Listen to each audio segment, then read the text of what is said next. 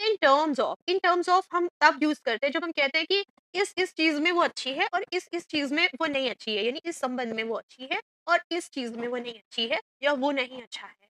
जैसे कि this movie is up to the mark in terms of acting. In terms of acting मतलब इसमें acting बहुत अच्छी है। In terms of food the party was awesome, मतलब पार्टी में जो फूड था वो बहुत अच्छा था। In terms of dance the party was not up to the mark, अगर देखा जाए तो डांस उसमें कुछ खास नहीं हुआ, लेकिन हाँ फूड बहुत अच्छा था। नेक्स्ट है in terms of giving respect his wife is quite sensible, बहुत सेंसिबल है इस टर्म में, इस संबंध में वो अच्छी है। In terms of weather my trip was horrible, मतलब मैंने एंजॉय की ट्रिप लेकिन जो वेदर था वो अच्छा नहीं था। In terms of weather my trip was horrible. In terms of learning English, this video is quite useful. In terms of learning advanced English, my classes are informative. हम इस तरह से बोल सकते हैं। क्या hope it is clear? Now let's move to the next one pattern. For fear of मतलब कि इस डर से, इसके डर से या इस डर से। She didn't go out for fear of being seen, मतलब वो इस डर से बाहर नहीं गई कि उसे कोई देख ना ले। I didn't eat the cake for fear of gaining weight, for fear of doing something, for fear of plus ING add होगा इसमें। I didn't eat the cake for fear of gaining weight. They didn't invest in the stock for fear of losing money.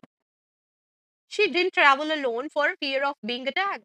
For fear of being attacked का मतलब है कि ये passive में convert कर दिया गया कि उन पर अटैक ना हो जाए, उन पर हमला ना हो जाए। So for fear of being attack. अब फॉर फियर दैट भी समझते हैं, फॉर फियर दैट भी वैसा ही यूज होगा, बट दैट के बाद हम पूरा होल सेंटेंस यूज करते हैं। ऑफ के बाद हम डायरेक्टली वर्ब के साथ आईएनजी ऐड करके सेम मीनिंग वाला सेंटेंस क्रिएट कर देते हैं। I didn't propose to him for fear that he would reject my proposal. अगर हम इसको ऑफ के साथ कन्वर्ट करेंगे तो कैसे करेंगे? I didn't propose to him for fear of getting rejected. Getting rejected हम बोल सकते हैं, मतलब मैं रिजेक्ट ना हो जाऊं, getting rejected. I didn't tell you for the fear of you, for fear that you would scold me, for fear that you would scold me। मैंने आपको ये चीज बताई नहीं क्योंकि आप मुझे डांटोगे, इस डर से कि आप मुझे डांटोगे। I want to pick fruit from the tree but I didn't for fear that they would scold me।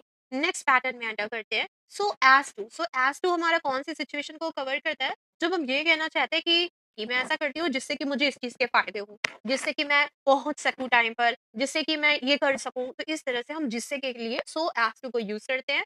ताकि से ज्यादा ये जिससे की का फील देता है। क्यों? ताकि का मतलब होता है सो दैट, और जिससे कि का मतलब होता है सो as to.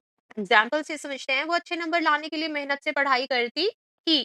She studied hard so as to get good marks या गुड ग्रेड्स। वो समय पर प्रोजेक्ट खत्म करने के लिए देर तक काम करता था। He worked late so as to finish the project on time.